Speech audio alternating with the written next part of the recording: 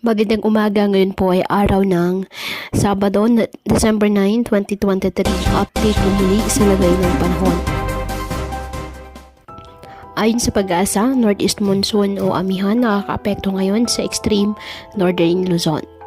Wala naman pong bagyo o low pressure area na minomonitor sa loob ng ating PAR na maaaring makaapekto sa ating bansa. Wala rin pong gale warning na nakataas ay naman bambayan ng ating karagatan kung kaya malaya pong makapamalaot ang ating mga kababayang mangingisda at may maliliit na sasakyang pandagat. Ngayong araw dahil sa amihan ang Batanes at Babuyan Islands sa sana maulap na kalangitan na may mahihinang pag-ulan.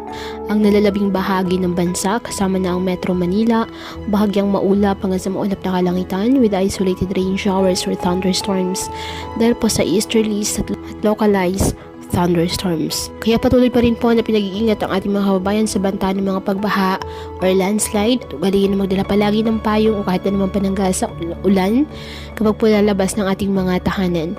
At yan po muna ang update sa lagay ng panahon ngayong araw. Muli patuloy po tayo na mag-iingat at palaging tandaan, God loves you. Stay safe and God bless.